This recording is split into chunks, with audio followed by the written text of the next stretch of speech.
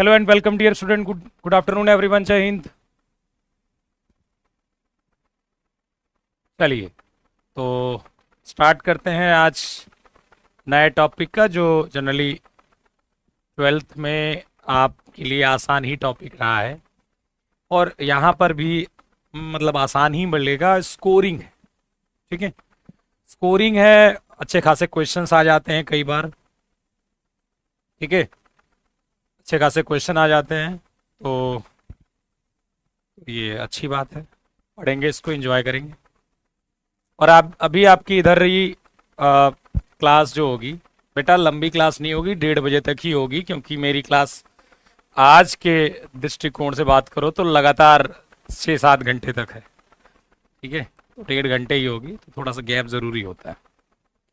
दूसरी बात, अभी 29 तारीख तक आपकी क्लास मैं लंबी लूँगा, इवन चाहे यूट्यूब पर हो चाहे यहाँ पर हो, ठीक है। क्लास में तो नहीं हो पाएगा, क्योंकि क्लास में इवनिंग में या तो देख सकता हूँ मैं, ठीक है। कल कल की डेट में आपको इवनिंग में, तो चाहे तो यूट्यूब पर शायद लंबी क्लास देखने को मिले, चाहे ऐप में आपकी क्लास देखने को मिले, ओके। क्योंकि अभी मैं अगले इसी वीक में, मतलब 1 तारीख को, 2 तारीख को तो शायद छुट्टी हो सके, 1 जनवरी की, 2 जनवरी को भी अवेलेबल नहीं रहूँगा मैं, ठीक है।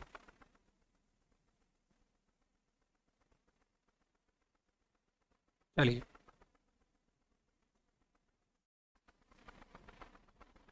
चलिए तो कल 8 बजे के आसपास मैं आपको प्रैक्टिस सेशन को रखूँगा, शाम रात में मैट्रिक्स के प्रैक्टिस सेशन को 2 घंटे के आसपास, 1.5-2 घंटे के आसपास एक्स्ट्रा, ठीक है। चलिए तो आज हम मैट्रिक्स पढ़ेंगे। इसमें देखो थ्योरी बहुत ज़्यादा है, ठीक है, थ्योरी बहुत ज़्यादा है, ठीक। और एक और है कि उसके बाद भी आके मैं थोड़ी क्लास लूँगा, क्योंकि 2-3 दिन आपको मैं 15 जनवरी के आसपास, मतलब जो मकर संक्रांति होगी उसके पास, तो ये मैट्रिक्स में मैं ये कहूँ नंबर ऑफ रोज कितने हैं, ठीक है। क्या हो गया, आ नहीं रही है वीडियो?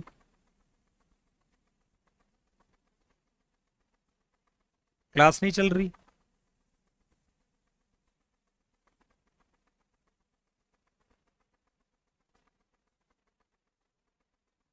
ठीक है। कहने का मेरा ये मतलब है कि जो इस तरह की लाइंस होंगी उन्हें आप रोज बोलोगे, और इस तरह की लाइंस को हम क्या बोलेंगे, कॉलम बोलेंगे, ठीक है। इस तरह की लाइंस को क्या बोलेंगे, रोज, और इस तरह की लाइंस को क्या बोलेंगे, कॉलम्स, स्तंभ। अब मैं बात करूं कि इसमें नंबर ऑफ रोज कितनी है, पंक्तियों की संख्या, नंबर ऑफ रोज कितना है इसमें, तो आप क्या बोलोगे, पंक्तियों की संख्या कितनी है, नंबर ऑफ रोज, तो आप कहोगे ये 2 है, क्योंकि इसमें 2 रोज हैं, 2 हॉरिजेंटल लाइंस हैं। और नंबर ऑफ कॉलम्स क्या है, नंबर ऑफ कॉलम्स, स्तंभों की संख्या,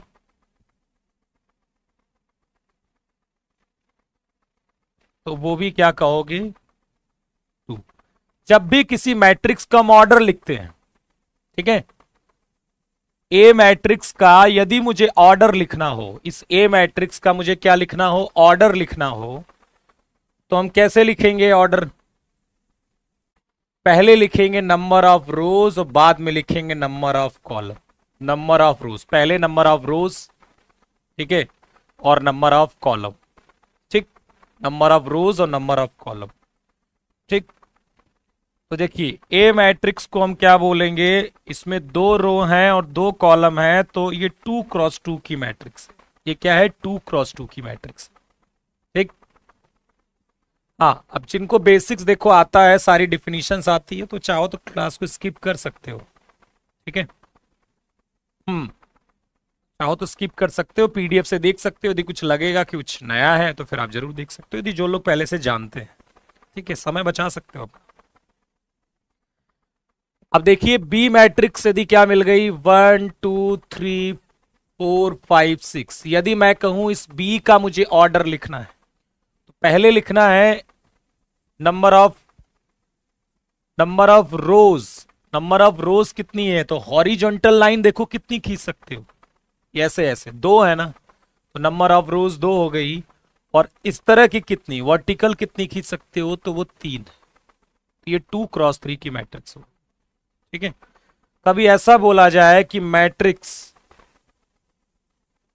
ऑफ ऑर्डर 2, यदि ये वस्तु इस्तेमाल किया जाए, ठीक है, आव्यूह की कोटि, ठीक है, मान लीजिए मैंने n बोला कि जो मैट्रिक्स का जो ऑर्डर है वो n है, इसका मतलब है कि ये जो मैट्रिक्स है, ठीक है, मैट्रिक्स ऑफ मैट्रिक्स ए, मैं ऐसे बोल देता हूं matrix A of order n, A matrix का ऑर्डर n है, इसका मतलब ये मैट्रिक्स क्या है, n×n की है। क्या है, n×n की है। ये मैट्रिक्स क्या है, n×n की है। याद रखिएगा, जब किसी भी मैट्रिक्स का ऑर्डर हम केवल n बोलते हैं, आव्यूह की जो कोटि है केवल स्मॉल n बोलते हैं, इसका मतलब ये हुआ वो n×n की है, ठीक है। या तो आपसे बोलेगा या 2×3 की है, 2×4 की है, 1×2 की है, 3×2 की है, लेकिन ऐसा नहीं बोलता। और ऐसा बोलता है कि मैट्रिक्स का ऑर्डर n है, इसका मतलब समझ जाइएगा वो n×n है, ठीक है। अच्छा, कोई भी मैट्रिक्स यदि इस तरह से लिखी गई है A11 A12, जैसे मान लीजिए यहां पर लिखी गई है 1 2 3 4 5 6 7 8 9, तो हम इस 1 को क्या लिख सकते हैं, तो इस 1 को लिखेंगे हम A11, इस 1 को क्या लिखेंगे, A11।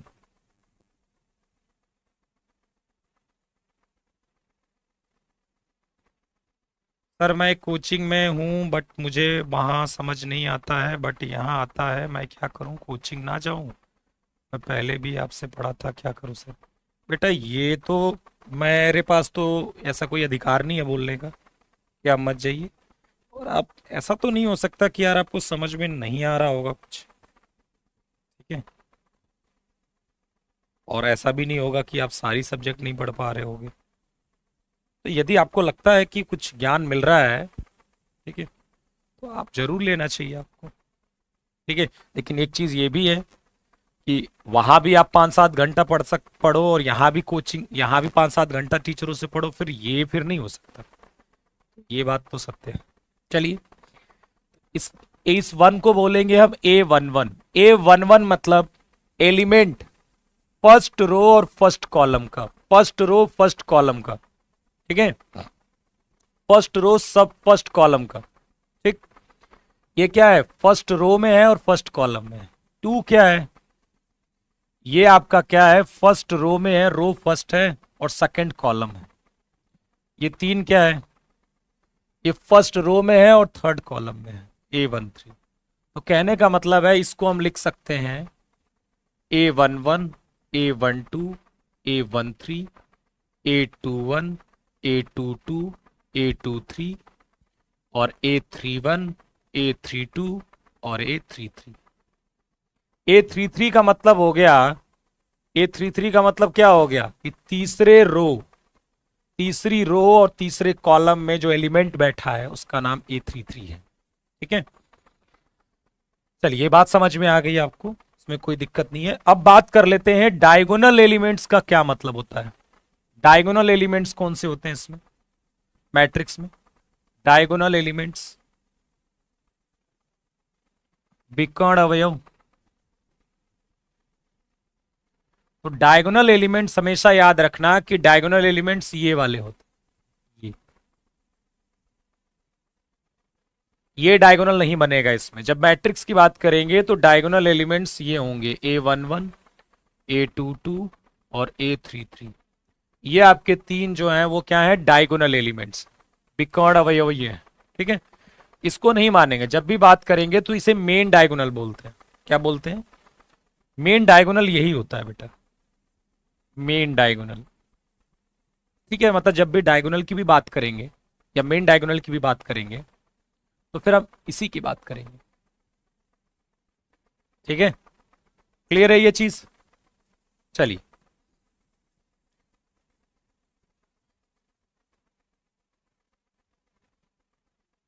अब हम बात कर लेते हैं types types of matrices. Matrices की टाइप्स के बारे में। ठीक है, मैट्रिसेस की टाइप्स के बारे में बात करते हैं। सर मैं अभी 11th में हूं, सितंबर में दूंगी या फिर 20-25? अभी 11th में गए हो आप, अभी मतलब 10th पास होके आए हो, तो फिर आप अभी नहीं दे सकते एग्जाम। ठीक है,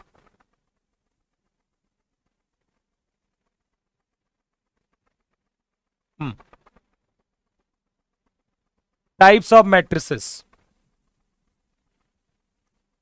पहले हम बात कर लेते हैं रो मैट्रिक्स के बारे में। तो रो मैट्रिक्स क्या होती है? जिसमें only one row, only one row. अब कॉलम के बारे में कुछ नहीं बोला गया ना, उसने क्या बोला कि ओनली वन रो। ठीक है, ठीक, ओनली वन रो, केवल एक पंक्ति हो। देखिए स्तंभ के बारे में कोई कमेंट नहीं है, इसीलिए आप स्तंभ कुछ भी ले सकते हो। इसका मतलब है केवल एक रो हो, मतलब जैसे ये भी आपकी रो मैट्रिक्स है, ये भी आपकी रो मैट्रिक्स है, ये क्या है? Row matrix. ये भी क्या है? Row matrix. ये भी क्या है? आपकी रो मैट्रिक्स। और यदि मैंने ऐसे बोल दिया 1 2, नॉट रो मैट्रिक्स, नॉट रो। आपकी क्या होनी चाहिए? एक रो होनी चाहिए, कॉलम चाहे कितने भी हो कोई फर्क नहीं पड़ता। ठीक है, समझ रहे हो मेरी बात को? रो कितनी होनी चाहिए? केवल एक पंक्ति होनी चाहिए। और कॉलम चाहे कितने भी हो कोई फर्क नहीं पड़ता। तो इन सबका ऑर्डर लिखना हो तो ये क्या है? 1x1 की मैट्रिक्स है। ये क्या है? 1x2 की है, एक रो है दो कॉलम है। ये 1x3 की है, और ये 2x1 की है, दो रो है एक कॉलम है, इसीलिए ये नॉट रो हो जाएगी। ठीक है, चलिए, तो टाई रो मैट्रिक्स समझ में आ गई। जल्दी जल्दी करते हैं क्योंकि ये कोई ऐसी बहुत खतरनाक वाली डिफिनीशन नहीं है। कॉलम मैट्रिक्स क्या होगा? Only one column, only one column. Rows चाहे कितनी भी हो कोई फर्क नहीं पड़ता, केवल एक, केवल एक स्तंभ हो। क्या हो? केवल एक स्तंभ हो। ठीक, तो देखिए,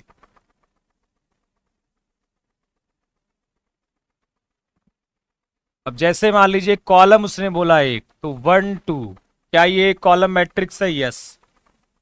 बी 1 2 3, क्या ये कॉलम मैट्रिक्स है? यस। 1 2, क्या ये कॉलम मैट्रिक्स है? नहीं। 1 1 केवल, क्या ये कॉलम मैट्रिक्स है? यस। अब देखिए इनका ऑर्डर लिखना हो तो दो आप क्या कर सकते हो? दो रोज हो और एक क्या हो? एक कॉलम। ठीक है बेटा, आप लोग इसी यही बात मुझे गंदी लगती है कि आप लोग केवल अपना स्वार्थ सिद्ध करने के लिए हमेशा जब भी चाहते हो कि कोई कुछ बोले तो मैं उस सब का रिप्लाई दूं, लेकिन कभी ये नहीं सोचते हो कि ऐसा यदि मैं करने लगूंगा तो इस पूरे क्लास में इतने क्वेश्चंस आते हैं, आप केवल अपने क्वेश्चंस के बारे में सोचते हो, मैं पढ़ाऊंगा कब? ठीक है, आप खुद सोचा करिए, थोड़ा दिमाग लगा करिए। केवल आप अपना सोचते हो। जैसे मान लीजिए कि आप कोई, आपने विराट कोहली को देख लिया, अब आप कहते हो कि आप ऑटोग्राफ मांग रहे हो, तो वो क्या करेगा? आप अपने बारे में सोचोगे। मैं सिर्फ एक एग्जाम्पल दे रहा हूं। तो इतना मतलब देखो, कभी कोई कह रहा है ये मैसेज सर ये क्या होगा वो क्या होगा, इग्नोर की बात नहीं है। मैं हमेशा आपके मैसेज का रिप्लाई नहीं दे सकता, ये प्रैक्टिकल बात है। कैसे दूंगा बताओ? मैं पढ़ाऊंगा कि रिप्लाई दूंगा? क्योंकि तुम्हारे क्वेश्चन ऐसा नहीं है कि कोई एक बार कोई पूछ देता है, हर सेकेंडों में तुम एक क्वेश्चन ले आते हो, क्योंकि तुम अपने बारे में केवल सोचते हो कि मेरे क्वेश्चन का जवाब नहीं। ये गलत है।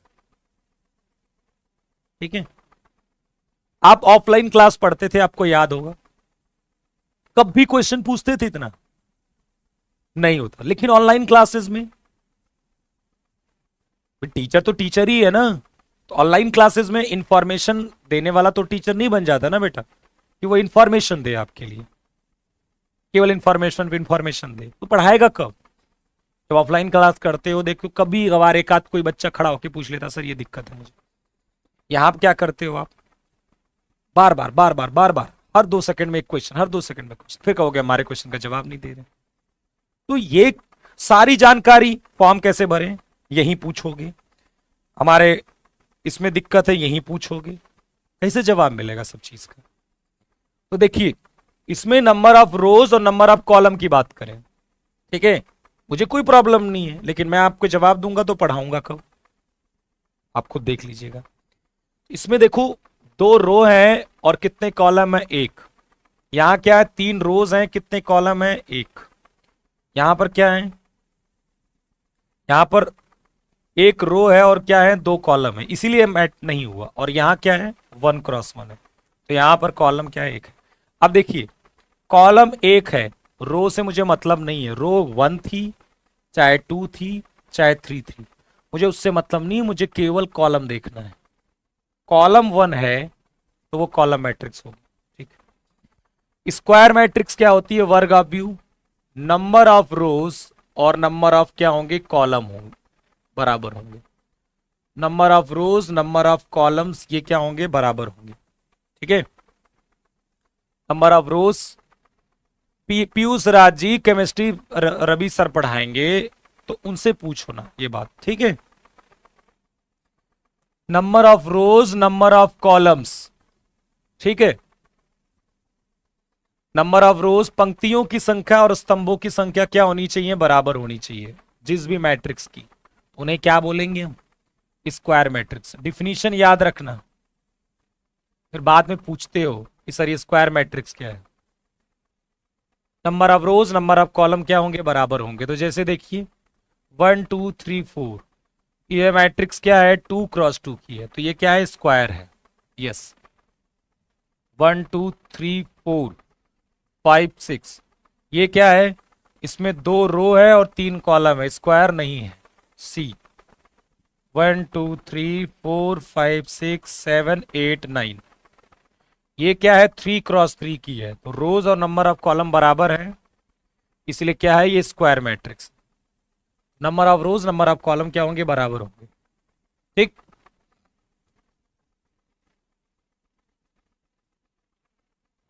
ठीक,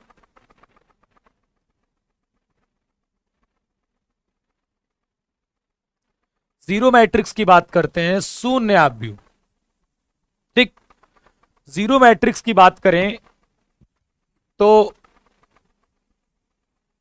यहां पर होता है कि सभी एलिमेंट्स क्या होने चाहिए, ऑल एलिमेंट्स 0 होने चाहिए, ऑल एलिमेंट्स सभी अवयव क्या होने चाहिए, 0। अब यहां पर इसे स्क्वायर होने की जरूरत नहीं है, ठीक है, ठीक। क्या होने चाहिए, सभी एलिमेंट्स क्या होने चाहिए, 0 होने चाहिए। तो देखिए ये भी आपका जीरो मैट्रिक्स हो गया, या फिर आपका नल मैट्रिक्स बोल दो आप, बात एक ही है, नल मैट्रिक्स भी बोल सकते हैं।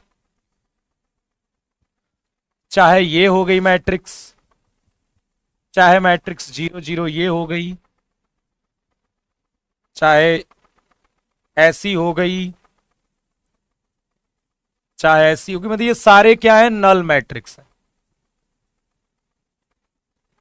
ये सारे क्या हैं आपके, नल मैट्रिक्स। बस सारे एलिमेंट 0 होने चाहिए, ठीक है। अब इस पर फर्क नहीं पड़ता है कि वो स्क्वायर है कि नहीं है, इस बात से कोई फर्क नहीं पड़ता कि स्क्वायर है नहीं, क्योंकि ये 3x3 की है तब भी है, ये देखो 2 रो है और 3 कॉलम है तब भी है, ये देखो 1 रो है और 2 कॉलम है तब भी है, 1 रो 1 कॉलम है तब भी है, 2 रो 2 कॉलम है तब भी है। बस सभी एलिमेंट्स क्या होने चाहिए, 0 होने चाहिए।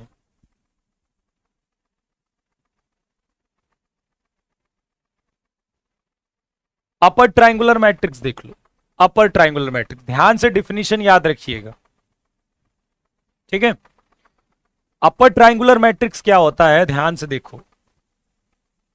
अपर ट्राइंगल के नीचे, अपर ट्राइंगुलर मतलब अपर ट्राइंगल के नीचे सारे एलिमेंट्स क्या होने चाहिए, जीरो होने चाहिए। मतलब अपर में, जैसे मान लीजिए A11, A12, A13, ए मैं पहले A11, A12, A13, A21, A22, A23, A31, A32 और A33 की बात करूं मैं, तो अपर ट्राइंगुलर का मतलब ये हुआ कि देखो ये ट्राइंगल बनाओ, सिंपल, ये ट्राइंगल बनाओ एक, और उसके नीचे एलिमेंट्स जीरो होने चाहिए। क्या होने चाहिए, जीरो होने चाहिए। क्या जीरो होना चाहिए, A21, इसके नीचे A21 बराबर A31 बराबर A32, ये क्या हो जाने चाहिए, जीरो होने चाहिए। कहने का मतलब Aij बराबर zero for all i greater than j. ठीक है, ये क्या हो जाने चाहिए, जीरो। अब एक प्रश्न उठेगा कि सर ये बताइए कि ऊपर वाले में क्या, ठीक, समझ रहे हो कि ऊपर वाले के एलिमेंट्स में क्या होगा ऐसा। तो डिफिनीशन क्या कहती है, पहले इस पर नजर डालिए। डिफिनीशन ने क्या बोला आपसे, क्या होता है अपर ट्राइंगुलर, बताइए। डिफिनीशन ने बोला कि अपर एक ट्राइंगल बनाइए, मतलब ये वाली मैंने डिफिनीशन लिखी, ठीक, और ये एलिमेंट्स जीरो होने चाहिए, ठीक। तो ऊपर के बारे में तो कुछ बोला नहीं गया, ऊपर के बारे में जब नहीं बोला गया है, ऊपर जीरो हो भी सकता है और ऊपर जीरो नहीं भी हो सकता है, ठीक है। समझ रहे हो मेरी बात को। तो आपसे केवल ये बोला गया है, जो डिफिनीशन है ना, वो ध्यान से देखिए। डिफिनीशन ये है, ये जीरो होने चाहिए। मुझे A11, A22, A33, A23, A13 ना तो डायगोनल एलिमेंट्स, ना डायगोनल के ऊपर एलिमेंट्स, इनके बारे में कोई कमेंट नहीं किया गया है। तो वो हो भी सकते हैं जीरो, नहीं भी हो सकते हैं। तो जब भी अपर ट्राइंगुलर देखना है तो केवल आपको इन तीनों को देखना है कि वो जीरो है कि नहीं है, बाकियों से आपसे कोई लेना देना नहीं है। जब अपर ट्राइंगुलर मैट्रिक्स की बात करेंगे, केवल क्या देखेंगे, इन एलिमेंट्स के बारे में देखेंगे कि ये जीरो है कि नहीं, बाकियों से आपको कोई लेना देना नहीं, वो जीरो है चाहे नहीं है, ठीक है। तो ये अपर ट्राइंगुलर की डिफिनेशन हो गई। लोअर ट्राइंगुलर में, लोअर में ट्राइंगल बनेगा A11, A12, A13, A21, A22, A23, A31, A32, A33, ठीक। तो यहां क्या बनेगा, लोअर में ट्राइंगल बना लीजिए ऐसे, लोअर में बस ऊपर वाला जीरो हो जाएगा। याद रखने का तरीका हो गया एक, लोअर में ट्राइंगल बना दिया, ऊपर वाले जीरो। तो क्या जीरो होने चाहिए, Aij जीरो होना चाहिए for all i less than j. बस डिफिनेशन ये कहती है, डिफिनेशन ये कहती है कि जो डायगोनल के ऊपर के एलिमेंट होंगे, डायगोनल के ऊपर के एलिमेंट, ऊपर के एलिमेंट्स वो जीरो होने चाहिए। डायगोनल एलिमेंट्स और डायगोनल्स के नीचे, इनसे कोई लेना देना नहीं है। बस डायगोनल के ऊपर के एलिमेंट्स क्या होने चाहिए, जीरो होने चाहिए। बस डिफिनेशन ये कहती है, ठीक है। क्लियर हो गई बात, समझ में आ गई। अपर ट्राइंगुलर, लोअर ट्राइंगुलर आपको समझ में आ गया। चलिए, मैं इसमें बात करूं कि जैसे कोई मैट्रिक्स ए है, वो मान लीजिए 1x2 है, तो इसमें नंबर ऑफ एलिमेंट्स कितने होंगे, नंबर ऑफ एलिमेंट्स, अवयवों की संख्या कितनी होगी। या फिर जैसे मैट्रिक्स मान लो मैंने ले लिया 2x3, तो इसमें नंबर ऑफ एलिमेंट्स कितने होंगे, नंबर ऑफ एलिमेंट्स जल्दी बताइए, नंबर ऑफ एलिमेंट्स कितने होंगे। इसमें 2 हो जाएंगे, 1 और 2 का इंटू कर दीजिए, और इसमें नंबर ऑफ एलिमेंट्स पूछता है 2 × 3 6 कर दीजिए, 2 × 3 क्या कर दीजिए 6 कर दीजिए। तो यदि मैं कहूं कि ए मैट्रिक्स और उसका ऑर्डर क्या है एन है, ऑर्डर क्या है मैट्रिक्स का एन है, तो नंबर ऑफ एलिमेंट्स इन ए में कितने एलिमेंट्स होंगे, ए मैट्रिक्स में कितने एलिमेंट्स होंगे, यदि ए मैट्रिक्स है और उसका ऑर्डर क्या है एन है, ए मैट्रिक्स है उसका ऑर्डर क्या है एन है, तो नंबर ऑफ एलिमेंट्स क्या होंगे,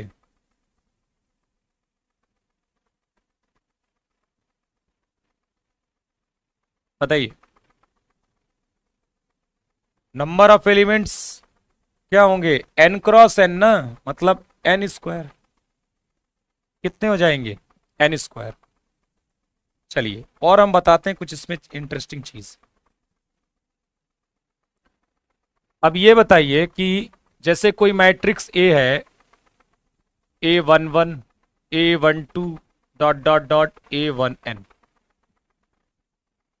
A21 A22 dot dot dot A2n, AN1 AN2 और ANn।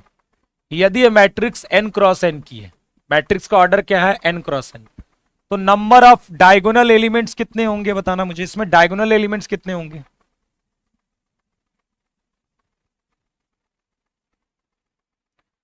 विकर्ण अवयवों की संख्या कितनी होगी, नंबर ऑफ डायगोनल एलिमेंट्स कितने होंगे,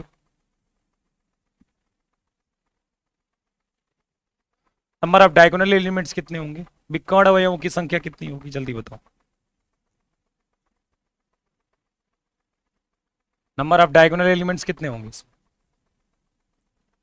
तो डायगोनल में तो एन एलिमेंट्स होंगे ना बेटा, एन एलिमेंट्स, समझ रहे हो। डायगोनल एलिमेंट्स कितने होंगे एन होंगे ना। जैसे मान लीजिए कि ये मैट्रिक्स है, इसमें डायगोनल एलिमेंट्स कितने थे, ये तो 3 × 3 की थी ना, 1 2 3, 3 × 3 की होगी तो 3 होंगे, 2 × 2 की होगी तो 2 होगा, 2 × 2 की होगी तो 2 एलिमेंट होंगे।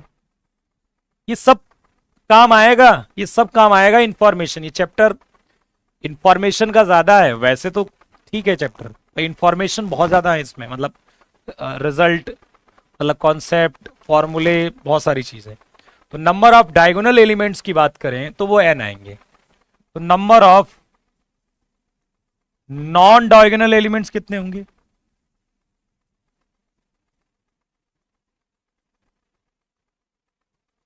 विकर्ण अवयवों को छोड़कर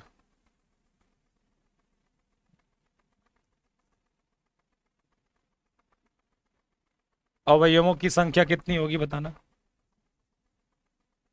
number of non diagonal elements कितने होंगे, अरे पर कैसे का क्या मतलब होता है यार, देखकर ऑब्जर्वेशन से नहीं पता चलता क्या भाई, हर एक चीज के लिए कोई प्रूफ नहीं होता, कुछ कुछ प्रूफ होते हैं ऑब्जर्व करके होते हैं, तो देखे गए हैं ऐसा, ठीक है। जैसे नहीं होता कि जब आपकी जब कोई दवाई वाई बनती है, तो दवा बनती है तो क्या होता है, उसका ऑब्जर्वेशन बहुत सारे देकर ऑब्जर्वेशन किया जाता है कि यार ये कर रही है काम की नहीं कर रही, उसके बाद से ला दिया जाता है मार्केट में। वही चीज है, कुछ चीजों को देखा गया है, आप सिंपली देखिए ना।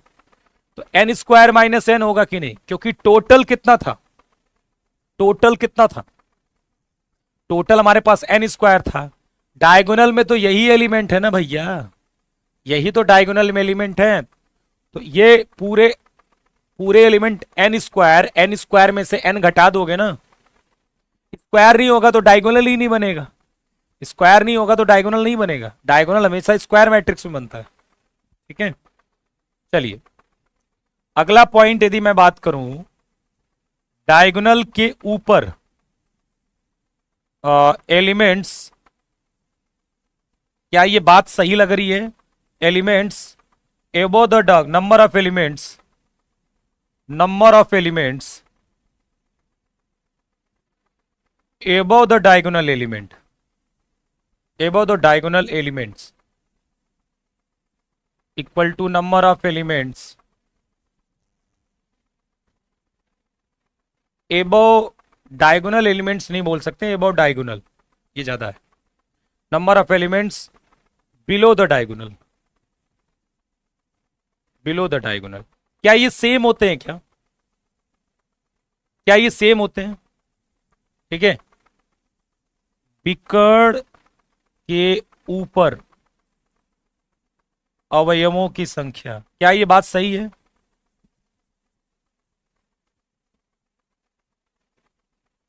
बिकड़ के नीचे अवयवों की संख्या, क्या ये बात सही है? दोनों बराबर होती हैं?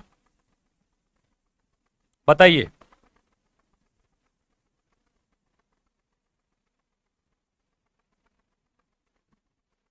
क्या ये बराबर होते हैं? Number of elements above the diagonal obviously बराबर होंगे ना, ऊपर देखो चाहे नीचे देखो बराबर होंगे। आप किसी को भी देख सकते हो, चाहे 2x2 में भी देख सकते हो। देखो 2x2 की मैट्रिक्स की बात करें 1 2 3 4, तो डायगोनल के ऊपर एक, डायगोनल के नीचे एक। यहां पर डायगोनल के ऊपर कितना, 1 2 3, और डायगोनल के नीचे भी 1 2 3, तो ये सेम होंगे। पर होंगे कितने? होंगे कितने? तो मैं कहूंगा कि n square minus n by two, n square minus n by two, यही तो होंगे राइट। यदि इसको छोड़कर यही और ऊपर वाले बचे ना, नीचे वाले ऊपर वाले, नीचे वाले ऊपर वालों को जोड़कर एन स्क्वायर माइनस एन है, तो केवल नीचे वाला n square minus n by two होगा ना, क्योंकि दोनों तो जितने इधर होते हैं उतने उधर होते हैं, जितने डायगोनल के नीचे होते हैं उतने डायगोनल के ऊपर होते हैं। और ये एन स्क्वायर माइनस एन क्या आया है? डायगोनल को छोड़कर, इनको और इनको मिलाकर, तो मुझे लगता है कोई दिक्कत नहीं होगी। ठीक है, फिर आ गई ये प्रांजुल शर्मा। सर आप ध्यान नहीं देते हैं, प्लीज बता दो। 200 प्लस स्कोर कर सकते हैं मैथ्स में? जरूर कर सकते हो, 300 ला सकते हो, क्यों नहीं कर सकते? 300 में 300 आ सकता है, क्यों नहीं आ सकता? बस सुन लिया, बताइए। 300 में 300 भी आ सकता है, क्यों नहीं आ सकता? पर उसके लिए पढ़ना पड़ेगा। ठीक है, उसके लिए पढ़ना पड़ेगा। ऐसे नहीं आएंगे कि आप PYQ लगा लिए और आपके 200 नंबर आ गए, या फिर कोई और एक बुक लगा लिया और के 250 पौने 300 नंबर आ गए। नहीं आते भैया, कम से कम आपको 500-700 क्वेश्चन सॉल्व करने पड़ेंगे अच्छे वाले, तब जाकर आप पॉसिबिलिटी है कि 200 से ऊपर नंबर पाओगे, नहीं तो 200 से नीचे ही रहेंगे लोग। हर चीज आप प्राप्त कर सकते हो बेटा, लेकिन उस पर मेहनत लगती है, बिना मेहनत के नहीं प्राप्त कर सकते। चलिए, तो ये बात समझ में आ गई। चलिए डायगोनल मैट्रिक्स की बात करें। ठीक है, तो डायगोनल मैट्रिक्स क्या होती है?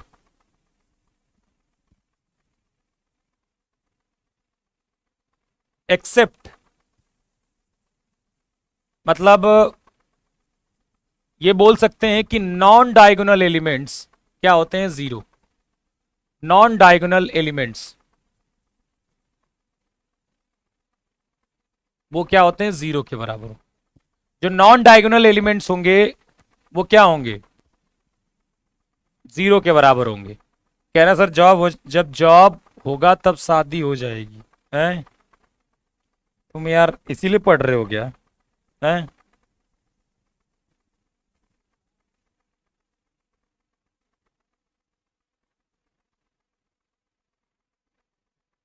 ठीक है, तो नॉन डायगोनल एलिमेंट्स क्या हो जाने चाहिए? जीरो हो जाने चाहिए। तो कह सकते हो कि ए आई जे बराबर zero for all i is not equal to j. I j के बराबर नहीं है तो सब ए आई जे क्या होना चाहिए? जीरो होना चाहिए। ठीक, पढ़ने के अलावा कोई विकल्प नहीं होता बेटा। ठीक है, मोटिवेशन से नंबर नहीं आएंगे ना, तो पढ़ो जाकर। ओके, जाके पढ़िए, मेरे कहने से नंबर नहीं आएंगे, जितना मेहनत करोगे तो नंबर आएंगे। ठीक है, नॉन डायगोनल एलिमेंट्स क्या हो जाएंगे? जीरो के बराबर। ठीक, और आप खूब पढ़े रहोगे, और यदि मैं कह दूंगा नंबर नहीं आएंगे तुम्हारे, तब भी कोई आपको फर्क नहीं पड़ने वाला, क्योंकि आपने पढ़ के रखा हुआ। ठीक है, चलिए, तो नॉन डायगोनल एलिमेंट्स क्या होने चाहिए? जीरो होने चाहिए। मतलब a i j zero for all a i is not equal to j. क्योंकि नॉन डायगोनल एलिमेंट्स के लिए आई जे के बराबर नहीं होता है। कहने का मतलब ये हुआ कि ऐसा होना चाहिए कि जैसे डायगोनल में मान लीजिए यहां पर 1 2 3 है। देखो डायगोनल एलिमेंट्स के बारे में कुछ नहीं बोला गया है, ठीक है। तो बाकी जीरो होने चाहिए। जब भी आपको देखना है कि वो डायगोनल है कि नहीं है, तो आपको बाकी एलिमेंट्स को देखना है। बाकी क्या होने चाहिए? जीरो होने चाहिए। बाकी क्या होने चाहिए? जीरो होने चाहिए। डायगोनल एलिमेंट्स को नहीं देखना है जब भी हम बात करेंगे, ठीक है। नंबर ऑफ डायगोनल एलिमेंट्स क्या होने चाहिए? सॉरी, नॉन डायगोनल एलिमेंट्स क्या होने चाहिए? जीरो होने चाहिए, ठीक। अब आपको बस ये देखना है डायगोनल को छोड़कर बाकी सारे एलिमेंट जीरो है कि नहीं, तो ये आपकी डायगोनल मैट्रिक्स होगी। ओके, तो देखो अब इसको हम ऐसे लिखते हैं, इसको हम ऐसे भी लिख देते हैं डायगोनल, ऐसे डायगोनल 1 2 3। तो भी आप समझ जाइएगा, कहने का यही मतलब है, ठीक।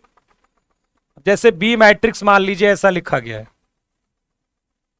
अच्छा बताइए, डायगोनल है तो स्क्वायर होना तो जरूरी होगा, स्क्वायर होना ही चाहिए। बिना स्क्वायर नहीं होगा तो डायगोनल बनेगा कैसे? स्क्वायर मैट्रिक्स तो होनी चाहिए ना। बताइए, स्क्वायर मैट्रिक्स, स्क्वायर मैट्रिक्स तो होनी चाहिए, तभी तो डायगोनल बनेगा बेटा।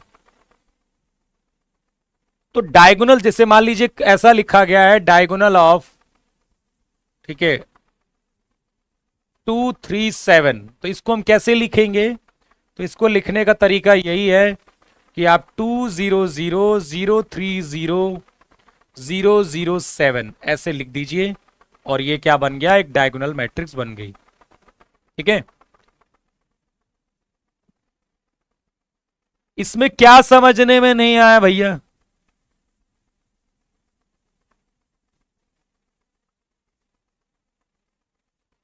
हाँ, स्क्वायर होना जरूरी है। क्या नहीं समझ में आया? तुम्हारे पास दिमाग तो इस्तेमाल करो।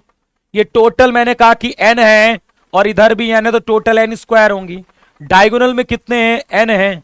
तो जब पूरे एन स्क्वायर है, डायगोनल में एन है, तो डायगोनल को छोड़कर कितने हैं? एन स्क्वायर माइनस एन है, होंगे ना। तो नॉर्मल अंडरस्टैंडिंग है। अब क्या मैं आपको प्रैक्टिकल थोड़ा करके दिखाऊंगा?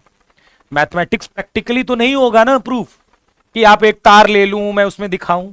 आपको सोचना पड़ेगा ना यहां पर देखकर। मैथमेटिक्स तो ऐसा है नहीं कि ऑन मैं आपको कहीं एक्सपेरिमेंट करके दिखाऊं। कभी देखा है मैथमेटिक्स में कोई एक्सपेरिमेंट कराते हुए? क्या एक्सपेरिमेंट कराएगा?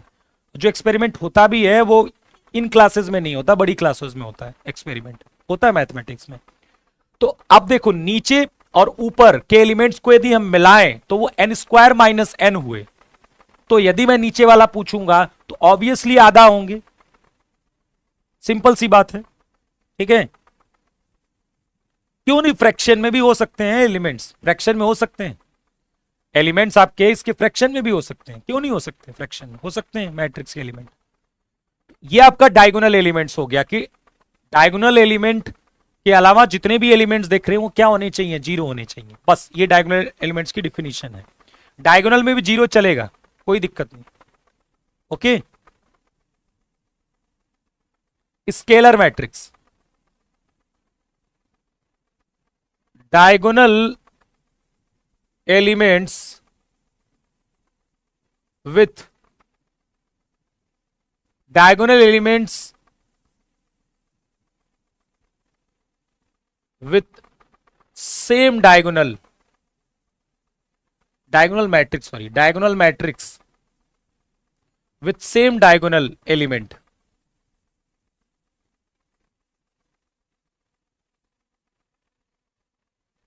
ठीक है। तो कहने का ये मेरा मतलब है कि यदि डायगोनल के एलिमेंट सेम हो गए सबके सब, ठीक है, 2 2 2, और बाकी सब क्या हो गए? जीरो। तो ये क्या हो जाएगी? आपकी स्केलर मैट्रिक्स हो जाएगी। ये क्या हो जाएगी? स्केलर मैट्रिक्स हो जाएगी, ठीक है। समझ रहे हो?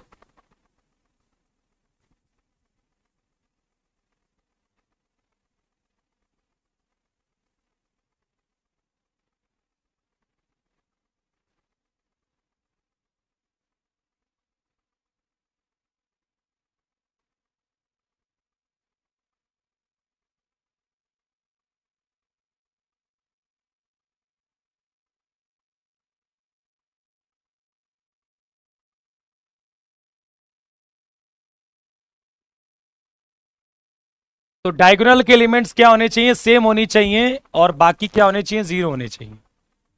अरे ऊपर लिखा गया है यार, तुम लोग ना एलिमेंट्स की सेम की हिंदी भी नहीं पढ़ सकते, तब कैसे तुम एसएसबी दोगे, मुझे तो ये समझ में नहीं आता। ठीक है, डायगोनल मैट्रिक्स की बिकड़ आप भी मैंने बता दिया है, मतलब with that this these those with same, इनकी भी हिंदी चाहिए तुम्हें।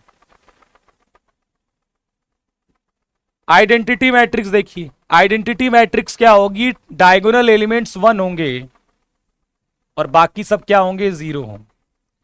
डायगोनल एलिमेंट्स क्या होंगे, वन होंगे और बाकी क्या होंगे, जीरो। ठीक है, डायगोनल एलिमेंट सारे क्या हो जाएंगे, वन, और बाकी सब क्या हो जाएंगे, जीरो। तो इसे हम बोलेंगे I3, क्योंकि ये 3x3 की है। I2 भी होगा 1 0 0 1, 1 0 0 1। डायगोनल एलिमेंट्स क्या होने चाहिए, वन, बाकी सब क्या होने चाहिए, जीरो। ठीक है, तो ये I3 हो गया क्योंकि ये 3x3 की है, और इसे I2 बोले क्योंकि ये 2x2 की। आइडेंटिटी मैट्रिक्स, तो कभी ऐसा बोला जाए कि identity matrix, matrix of order 2, ठीक है, दो कोटि का तत्समकाव्य, यदि ऐसा बोला जाता है आपसे, तो आप समझ जाइएगा कि आपसे I2 की बात किया जा रहा है। किससे बात किया जा रहा है, I2 की बात किया जा रहा है। ठीक है, और आइडेंटिटी मैट्रिक्स,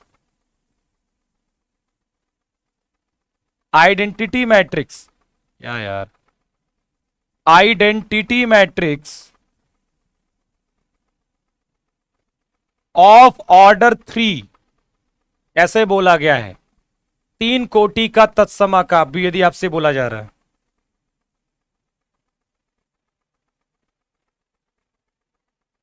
तीन कोटि का तत्समकाव्य बोला जा रहा है, तो आप किसका जिक्र करोगे, I3 का जिक्र करोगे। मतलब क्या, इसका कहने का मतलब I3 की बात हो रही है। ठीक है, तो ये डायगोनल मैट्रिक्स है, सॉरी, इसे स्केलर भी बोल सकते हो और डायगोनल भी बोल सकते हो। आइडेंटिटी को आप, जो आइडेंटिटी मैट्रिक्स है, इसे आप स्केलर भी बोल दीजिए और इसे डायगोनल भी बोल दीजिए, क्योंकि उनकी सारी प्रॉपर्टी को ये सेटिस्फाई कर रहा है। आइडेंटिटी मैट्रिक्स अब ऑर्डर 3 ऑर्डर 2 आपको समझ में आ गया होगा।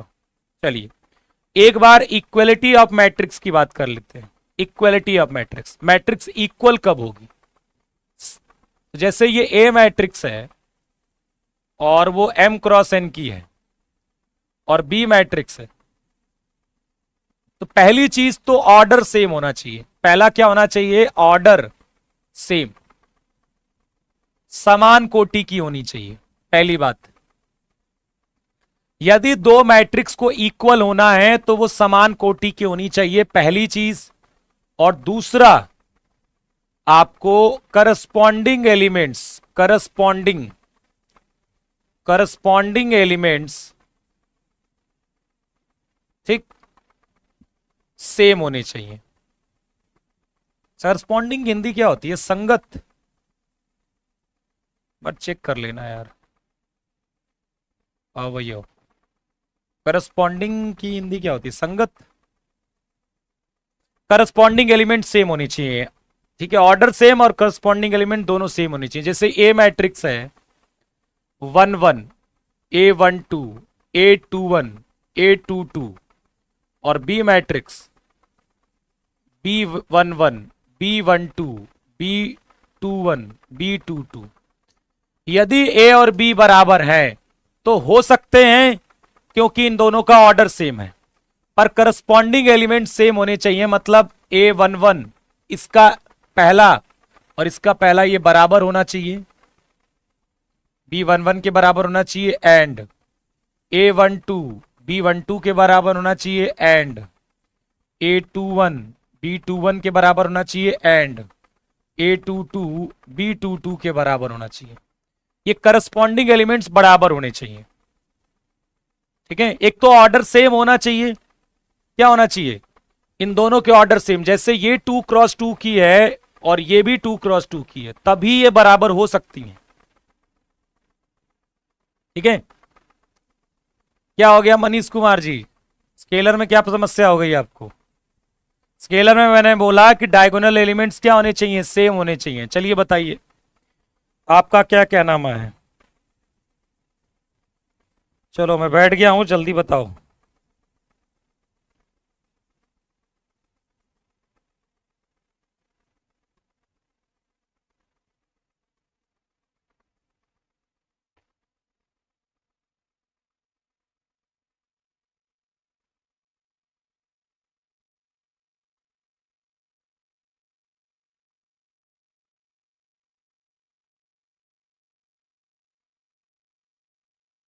बताइए मनीष कुमार जी, कुछ एक्सप्लेन करिए बेटा, क्या कहना चाहते हो?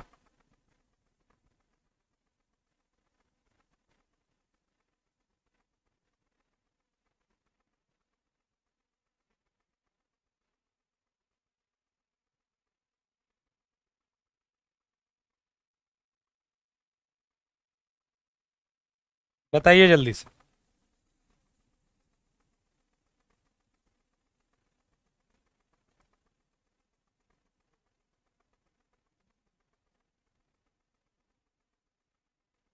चलिए कुछ बोलेंगे तो देखते हैं, आगे बढ़ेंगे। चलिए, अब जैसे मान लीजिए कि ए मैट्रिक्स आपकी 1 2 3 4 5 6 और बी मैट्रिक्स क्या है, ABCD। तो फिर ए और बी ये कभी बराबर नहीं हो, ए और बी ये कभी बराबर नहीं होंगे। क्यों नहीं बराबर होंगे? क्योंकि ऑर्डर ही सेम नहीं है। इनका क्या है, ऑर्डर ही सेम नहीं है। ठीक है, ऑर्डर सेम नहीं है, क्योंकि ये क्या है, 2 रो है और 3 कॉलम है, और ये 2 रो 2 कॉलम है, तो दोनों बराबर नहीं हो सकते। ठीक।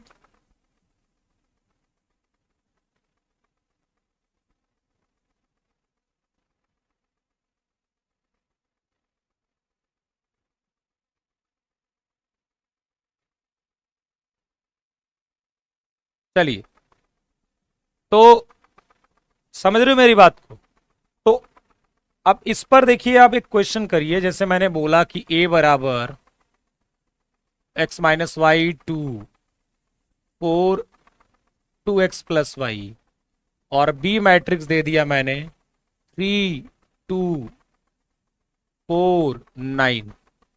तो फाइंड x एंड y। चलिए इसको निकालिए। ठीक। इसके बाद, अरे यार इक्वलिटी ऑफ मैट्रिक्स में कंफ्यूज है। दोनों के ऑर्डर सेम होने चाहिए और करस्पॉन्डिंग एलिमेंट सेम होने चाहिए, बस इतने इसमें भी कंफ्यूज हो गए यार। हद है। 1 बजे मिलते हैं, 5 मिनट बाद। 1 PM पर हमारी आपकी मुलाकात होगी, 4 मिनट बाद। चलिए, तब तक लगाइए इस क्वेश्चन को। इतनी सिंपल चीज में भी कंफ्यूज हो जाते हो तुम, हैं? क्या यार।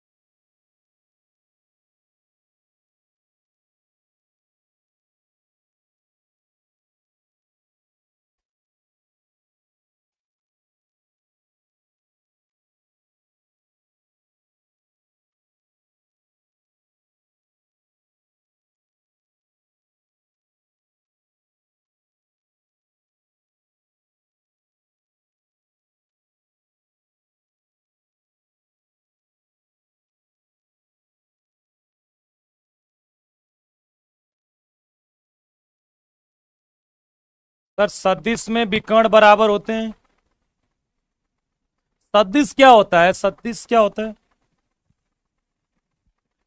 सदिश, सदिश में विकर्ण बराबर होते हैं, सदिश क्या होता है ये तो बताओ,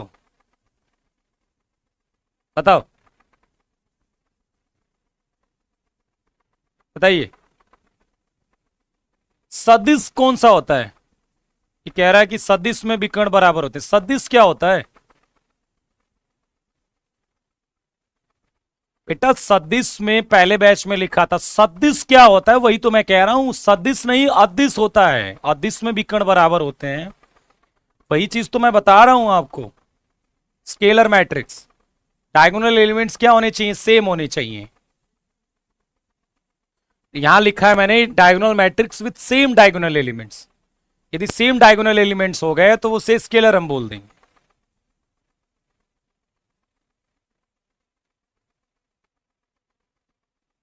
और सदिश आप व्यू कब से आ गया? चलो,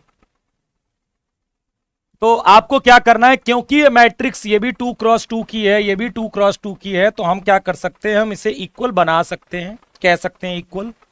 लेकिन उसके लिए एक और चीज जरूरी है, इससे तो ठीक है, ये नेसेसरी है, नेसेसरी। स्क्वायर में डायगोनल सेम होता है ये भैया, स्क्वायर में डायगोनल सेम नहीं होता। स्क्वायर की डिफिनीशन होती है कि बस number of rows number of column बराबर होने चाहिए। ये भी 2x2 की, ये भी 2x2 की है, तो इसका मतलब है कि नेसेसरी कंडीशन है यार, होना चाहिए, लेकिन ये भी सेम होना चाहिए। x माइनस वाई किसके बराबर? 3 के बराबर, एंड 2x प्लस वाई बराबर क्या आ जाएगा? 9 के बराबर। ठीक है, तो बस 2x प्लस वाई कितना आ जाएगा? 9 के बराबर। x बराबर 4 आ गया, और x 4 आ गया तो y आ गया 1, y कितना आ गया? 1 के बराबर। सर पहले बैच में आपने पढ़ाया था कि सर की सदिश में विकर्ण बराबर होते हैं। ये प्रभु, सदिश कौन सा विकर्ण बराबर? सदिश क्या होता है ये तो मैं नाम ही नहीं लिया हूंगा, सदिश कुछ होता ही नहीं है बेटा मैट्रिक्स में। सदिश क्या होता है? सदिश में विकर्ण बराबर होते हैं, ये कौन सा सदिश? वेक्टर का तो नहीं ले आ रहे हो किसी चीज में क्या यार? Multiplication of A matrix by a scalar, मतलब ठीक है कि किसी मैट्रिक्स में, किसी मैट्रिक्स में यदि हम किसी संख्या किसी स्केलर से मल्टीप्लाई कराएं, ठीक, तो क्या होगा? तो जैसे मान लीजिए आपकी ये ए मैट्रिक्स है, और यहां पर A11 A12 A21 A22 हमारे पास क्या है? एलिमेंट है। ठीक है, समझ रहे हो? ये क्या है? मेरे एलिमेंट है। तो ध्यान से सुनिएगा, ये क्या है? एलिमेंट है। मैं कहूं मुझे के ए बताओ, तो के ए का क्या मतलब हो गया? इस मैट्रिक्स में के से मल्टीप्लाई कराएंगे तो ये कितना हो जाएगा? KA11 KA12 KA21 और KA22, ये आ जाएगी आपकी मैट्रिक्स। ठीक, इसका मतलब ये हुआ कि मैट्रिक्स में, अब बाद में पूछेंगे, अभी तो पढ़ेंगे नहीं, बाद में जब मैं ऐसा कर दूंगा मल्टीप्लाई, सर ये कैसे हो गया, तो यहां पर मेरी बात सुनो, और केवल सुनना नहीं है, घर पे जाके इसे रिवाइज भी करना है। क्या क्या बताया था कि किसी भी मैट्रिक्स में किसी एक संख्या से मल्टीप्लाई कराएंगे तो वो सब में हो जाएगा, चाहे वो 2x हो 3x हो कुछ भी हो। जैसे ए मैट्रिक्स यदि 1 2 3 4 है, और मैं कहूं -2a निकालना है, मुझे -2a निकालना है, तो जाके हर जगह वो -2 मल्टीप्लाई हो जाएगा। 1 में भी होगा -2, इसमें होगा -4, इसमें होगा -6, 4 में होगा -8। समझ रहे हो? ओके, तो जब आप किसी संख्या से, मान लीजिए मुझे 4a निकालना है, तो 4a मैट्रिक्स क्या हो जाएगी?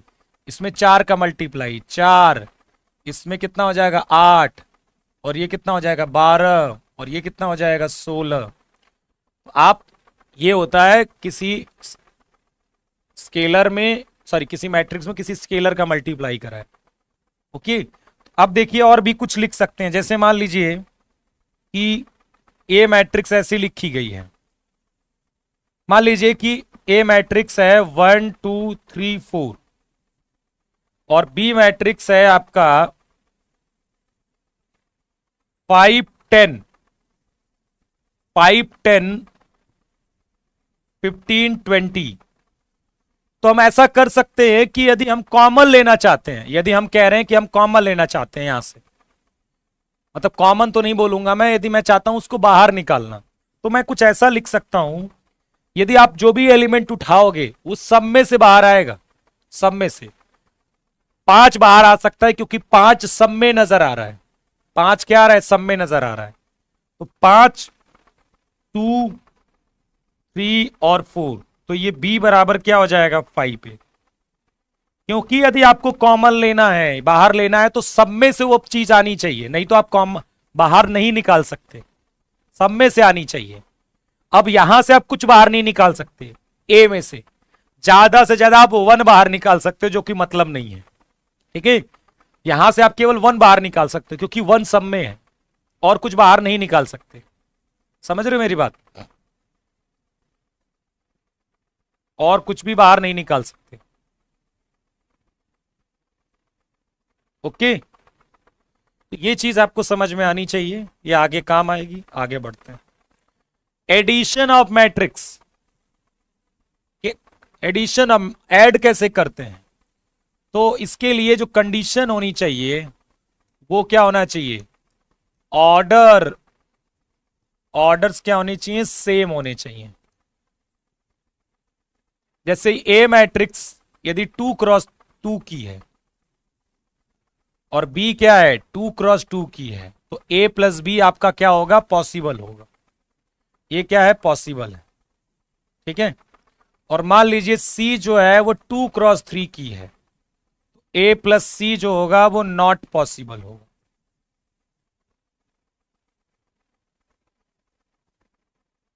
ठीक, ऐसे बोल सकते हो कि order of matrix A, order of matrix A equal to order of matrix B. तब आप ए प्लस बी क्या कर सकते हो, आपका पॉसिबल होगा। दोनों का ऑर्डर सेम है, तभी आप ए प्लस बी निकाल सकते हैं। ठीक है सर, आप तो 5G की स्पीड से पढ़ा रहे, बेटा इसमें कुछ है नहीं। यदि ये चैप्टर भी आप हल्की सी स्पीड से भी नहीं पढ़ेंगे तो कौन से पढ़ेंगे। पहली बात, आप 12th में पढ़ के आए इसे, 12th का चैप्टर है। और दूसरी बात, ये केवल यही वाली कहानी हो गई ना, कि देखिए जैसे ये ताजमहल है, ये कुतुब मीनार है, ये यही चल रहा है। और क्या चल रहा है इसमें, ये देखिए ये वैष्णो माता का मंदिर है। ठीक है, ये देखिए अयोध्या है, ये देखिए लखनऊ है, ये देखिए पटना है, ये देखिए दिल्ली है। ये यही वाली कहानी है। और क्या बता रहा हूं मैं, सबके बारे में इंफॉर्मेशन ही तो दे रहा हूं बस। ये चीज भी स्लो मोशन में पढ़ोगे। ए प्लस बी पॉसिबल यहां पर है, ये सब पढ़ के आए हो यार। 12th में क्या कर रहे थे, गुल्ली डंडा खेल रहे थे क्या? 12th में करते क्या हो तुम, पढ़ते लिखते नहीं हो क्या? 12th में पढ़े होगे तो तुम्हें हंसी आनी चाहिए, मैं पढ़ा रहा हूं। तुम्हें क्लास छोड़ के चला जाना चाहिए था अब तक। अरे सर ये तो पढ़ पढ़ के रखा है मैंने, पता। तुम्हारे लिए एकदम आसान लगता है ये, लेकिन क्या करे, 12वीं भी पता नहीं कैसे पास हो गए। ए प्लस बी पॉसिबल, ठीक है। A plus C not possible, A plus C possible नहीं है क्योंकि ये 2 क्रॉस 2 की है। ठीक है, और ये क्या है 2 क्रॉस 3 की है, ये क्या है 2 क्रॉस 3 की है, इसीलिए ए प्लस सी पॉसिबल नहीं है। क्या बी प्लस सी पॉसिबल है, कौन बताएगा मुझे? बी प्लस सी पॉसिबल है कि नहीं? बी प्लस सी पॉसिबल है कि नहीं? बी प्लस सी पॉसिबल है, नहीं पॉसिबल है, क्योंकि दोनों के ऑर्डर सेम नहीं है। अब ए बराबर यदि मान लीजिए 1 2 3 4 है, और बी बराबर क्या है, ए बी सी डी। और क्योंकि दोनों के ऑर्डर सेम है, क्योंकि दोनों के ऑर्डर क्या है, सेम है, तो ए प्लस बी यदि करना है तो करस्पॉन्डिंग एलिमेंट्स को ऐड करेंगे। इसको किसके साथ ऐड करेंगे, इसके साथ, तो 1 प्लस ए। इसको किसके साथ ऐड करेंगे, इसके साथ ऐड करेंगे, तो 2 प्लस बी। 3 को सी के साथ और 4 को डी के साथ, ये ऐड कर देंगे सीधा सीधा। ओके, ए प्लस बी, सीधा सीधा करस्पॉन्डिंग एलिमेंट्स ऐड करने हैं। करस्पॉन्डिंग एलिमेंट्स को क्या कर देना है, ऐड कर देना है। ओके, क्या कर देना बेटा, ऐड कर देना है। समझ में आ गया कि ए प्लस बी को ऐड करना है तो कैसे ऐड करना है। अच्छा, मान लीजिए मुझे ए माइनस बी निकालना है, मान लीजिए मुझे ए माइनस बी निकालना है, तो यार ए माइनस बी का दूसरा मतलब क्या होता है, बताइए। ए माइनस बी का दूसरा मतलब क्या होता है, ए माइनस बी का दूसरा मतलब होगा ए में माइनस बी को जोड़ना, ए में माइनस बी को जोड़ना, ए में माइनस बी को जोड़ना, ए में माइनस बी को जोड़ना, ए में माइनस बी को जोड़ना, ए में माइनस बी को जोड़ना। अच्छा, ए कितना हो गया, 1 2 3 4। और माइनस बी का मतलब क्या हो गया, बी में -1 का इंटू। माइनस बी का मतलब क्या हो गया, माइनस बी का मतलब क्या हो गया, माइनस बी का मतलब क्या हो गया, माइनस बी का मतलब क्या हो गया, माइनस बी का मतलब है -1 में -1 को बी से मल्टीप्लाई करना है, तो हर जगह मल्टीप्लाई हो जाएगा। माइनस ए माइनस बी माइनस सी माइनस डी। और इन दोनों को जोड़ना है तो कितना हो जाएगा ये, 1 माइनस ए 2 माइनस बी 3 माइनस सी 4 माइनस डी। इसका मतलब ये हुआ कि यदि मुझे ऐड करना था तो सीधे सीधे मैंने ऐड कर दिया, और यदि मैट्रिक्स का सब्ट्रैक्शन करना है, यदि मुझे घटाना है, सीधे 1 में से देखो a माइनस बी निकालना है तो 1 से a घटा दीजिए, 2 से b घटा दीजिए, 3 से c घटा दीजिए, 4 से d, सीधे करना है। ये सब काम करने की जरूरत नहीं है, ठीक है। 1 माइनस ए 2 माइनस बी 3 माइनस सी 4 माइनस डी। ऐड और सब्ट्रैक्शन समझ में आ गया, सिंपल है ये, ठीक है। सबसे आसान जो थ्योरी है वो ना वो इसी चैप्टर की है, सबसे आसान। चलिए, तो मैं एडिशन समझ में आ गया आपको। अब कुछ प्रॉपर्टी देख लीजिए, ए प्लस बी निकालें चाहे बी प्लस ए निकालें, दोनों में कोई अंतर नहीं। आप मैट्रिक्स को ए में बी ऐड कर दिए चाहे बी में ए ऐड कर दीजिए, कोई फर्क नहीं पड़ता। दूसरा, ए प्लस बी निकालिए, दो मैट्रिक्स को जोड़िए, फिर उसमें सी मैट्रिक्स जोड़िए, या फिर पहले बी और सी जोड़ के फिर ए जोड़िए, कोई फर्क नहीं पड़ता, ठीक है। ओके, अब देखो एडिटिव आइडेंटिटी क्या होता है, ठीक है। एडिटिव आइडेंटिटी योगात्मक प्रतिलोम बोलते हैं। मतलब आइडेंटिटी, हाँ एडिटिव आइडेंटिटी की बात कर लेते हैं, ठीक है। इसका मतलब यह होता है कि किसी मैट्रिक्स में ऐसा क्या ऐड करें कि ए आ जाए, किसी मैट्रिक्स में क्या ऐड करें कि ए आ जाए, वही उसकी एडिटिव आइडेंटिटी होगी। एडिटिव आइडेंटिटी मतलब योगात्मक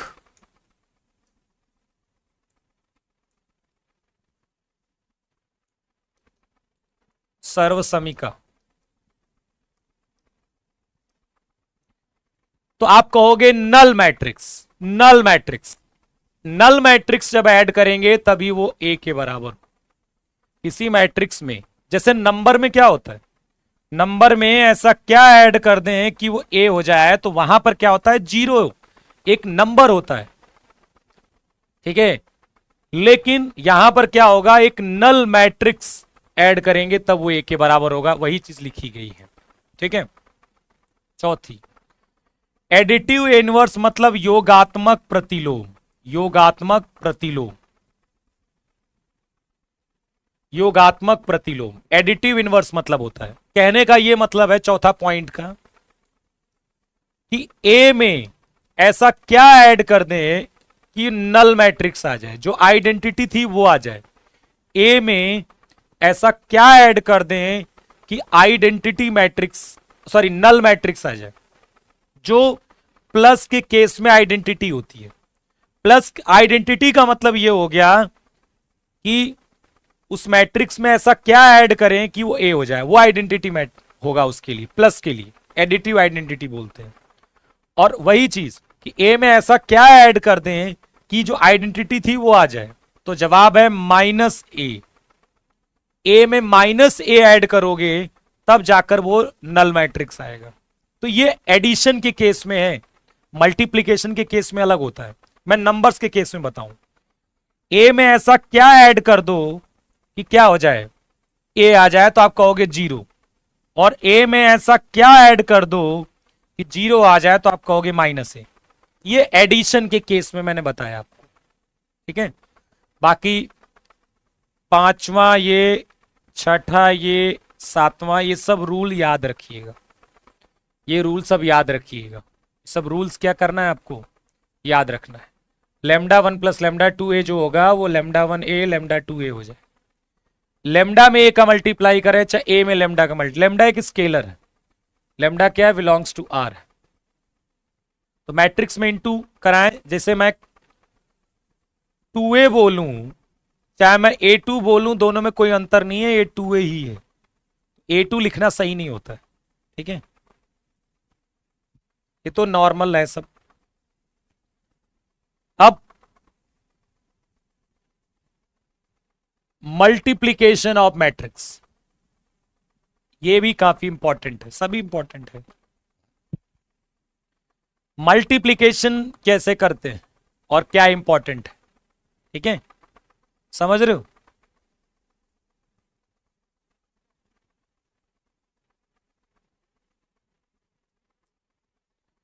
देखिए मल्टीप्लीकेशन के लिए क्या क्या जरूरी है, जैसे ये ए मैट्रिक्स है और उसका ऑर्डर यदि p क्रॉस q है, ए मैट्रिक्स उसका ऑर्डर क्या है, p क्रॉस q है, और बी मैट्रिक्स है उसका ऑर्डर क्या है, r क्रॉस s। ए का ऑर्डर क्या है, p क्रॉस q। अभी खत्म नहीं होगा, बहुत कुछ है बेटा, ठीक है, अभी थोड़ा खत्म हो जाएगा, ठीक है, पर मैं इसको खत्म 29 तारीख तक खत्म करा दूंगा, ठीक है। ए क्या है, p क्रॉस q, और बी क्या है, r क्रॉस s। अब ए बी तभी पॉसिबल होगा, ए बी इज पॉसिबल, मतलब ए और बी का मल्टीप्लीकेशन तभी पॉसिबल होगा इफ Q और R क्या होंगे, बराबर होंगे। Q और R क्या हो जाएंगे, बराबर हो जाएंगे, तभी ए बी पॉसिबल होगा। मतलब जो मैट्रिक्स पहले लिखी गई है, जो मैट्रिक्स पहले लिखी गई है उसके जो कॉलम जितने हैं, जो पहले मैट्रिक्स है, जैसे ए बी की बात करते हैं तो ए में जितने कॉलम है और बी मैट्रिक्स बाद में लिखी गई, इसमें जितने रो हैं वो दोनों सेम होने चाहिए। तो पहले का कॉलम क्यू है, दूसरे का रो कितने है, आर है, तो वो सेम होना चाहिए। यदि हम बी ए की बात करें, B A is possible if B A यदि पॉसिबल है, ठीक है, तो उस केस में पहले वाले का कॉलम, पहले वाले का कॉलम क्या है, पहला यहां बी है, बी का कॉलम क्या है, एस, और दूसरे वाले का रो, इसका रो कितना है, पी, ये क्या होने चाहिए, सेम होने चाहिए, ये क्या होने चाहिए, सेम होने चाहिए, तभी ये मल्टीप्लीकेशन संभव है, तभी ये मल्टीप्लीकेशन संभव है। और ऑर्डर क्या होगा मैट्रिक्स का, भाई मान लीजिए ए बी निकल गया तो ए बी का ऑर्डर क्या होगा, तो इस केस में जो ए बी का ऑर्डर होगा वो बचा क्या, इसका पी बचा, भाई क्यू और आर है तो क्यू और आर को गायब कर दो, बचा क्या, पी और एस, तो ये पी क्रॉस एस हो जाएगा, पी क्रॉस एस हो जाएगा। और बी ए की बात करेंगे, ठीक है, तो पहले इसका कॉलम यहां पर है तो कॉलम गायब, बी का रो कितना है, तो बी ए जो आएगा वो बी पहले है तो आर, आर क्रॉस, और उसका पी हट जाएगा मतलब क्यू। समझ में आ गया। दिखा देता हूं मैं। जैसे मान लीजिए ए क्या है आपकी 2x3 है और बी क्या है 3x होनी चाहिए, 3x4 है, तो ए भी पॉसिबल है, ए भी क्या है पॉसिबल है। पर ऑर्डर क्या आएगा, ऑर्डर क्या आ जाएगा इसका, 3 3 हट गया, 3 3 सेम है तभी मल्टीप्लीकेशन हो सकता है, और 3 3 हट गया तो बचा 2x4। B A not possible होगा, बी ए क्या होगा not possible, B A possible नहीं है। क्या है यहां पर, बी ए पॉसिबल नहीं है। तो समझ में आ गया कि मल्टीप्लीकेशन कैसे हो सकता है।